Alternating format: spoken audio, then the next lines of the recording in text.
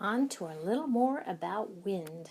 So the thing that all these winds have in common is air is moving from a high to a low pressure, whether that air is large scale and being deflected by the Coriolis force, or we have some force of friction. That's another fact, but it's all air moving from a high to a low pressure.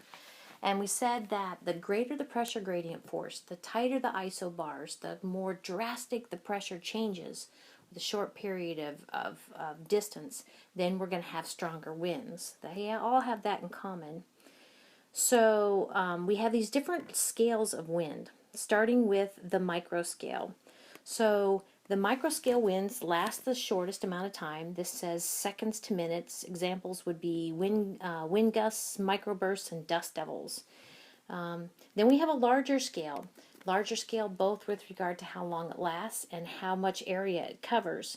So notice these mesoscale wind phenomenon, tornadoes, thunderstorms, local winds such as sea and land breezes, Santa Ana winds, etc.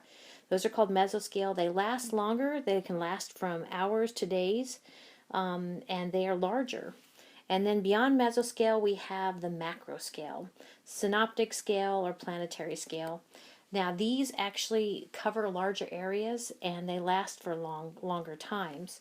In the previous unit, or excuse me, previous lecture, we talked about cyclones. Okay, so we have cyclones, which are what? Are L's, and anticyclones, which are H's. Those are examples of synoptic scale or macro scale. They last weeks to days and cover a relatively large area. So those are the three different scales of wind.